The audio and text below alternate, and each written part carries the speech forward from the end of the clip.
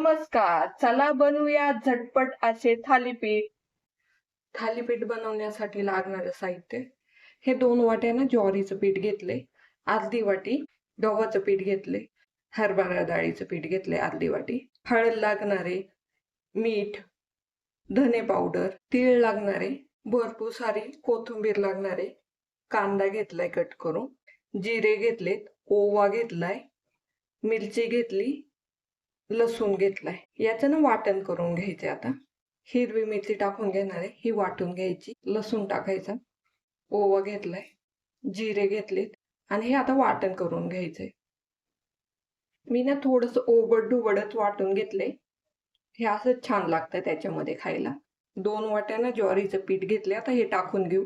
अर्धी वाटी गव्हाचं पीठ घेतले, अर्धी वाटी चण्याच्या डाळीचं पीठ घेतले, हळद टाकायची, धने पावडर टाकायची, मीठ टाकायचे, चवीनुसार टाकायचं, तीळ घेतले ते टाकून घ्यायचे. खाताना एकदम छान टेस्ट येते. कांदा टाकून घ्यायचा, भरपूर सारी कोथिंबीर टाकायची. कोथिंबीरीने चव छान येते याच्यात.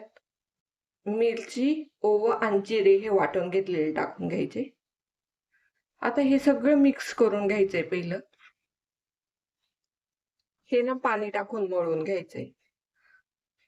जसं पाणी लागेल ना तसं टाकून मळून घ्यायचे आणि जास्त पातळ नाही मळायचं, मीडियम मळून घ्यायचे.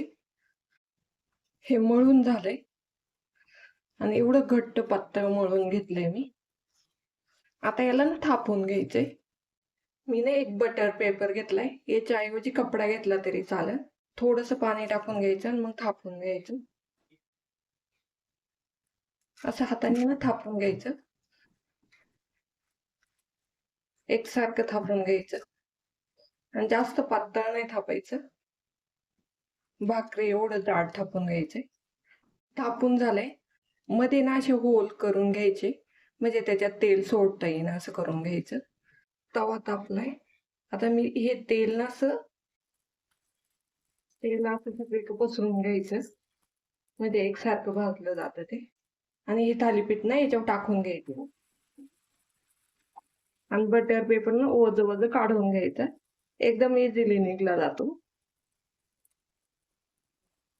आता मस्त असं ना भाजून घ्यायचंय याला.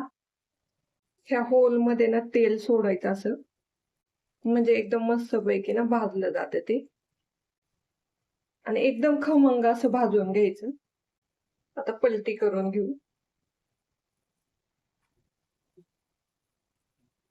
एकदम इझिली पलटी झाले ते आणि एकदम छान भाजून घ्यायचंय. मस्त असं ना भाजून झाले, मस्त असं ना भाजून झाले आणि कलर पण छान आलाय. आता हे काढून घेऊ. हे थालीपीठ तयार झाले आणि बाकीचे सगळे करून घेऊ. हे दुसरं केलेले ना मी टाकून घेणार आहे आणि एकदम इझिली हा बटर पेपर निघतो.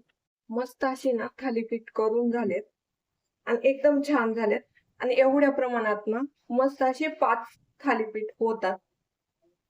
आणि ह्या थालीपीठामध्ये तुम्ही पालक टाकू शकता, कोथिंबीरीच्या ऐवजी पालक, किंवा दुधी भोपळ्याचे थालीपीठ करू शकता, किंवा नुसतं कोथिंबीरीचं पण थालीपीठ खूप छान लागतं खायला.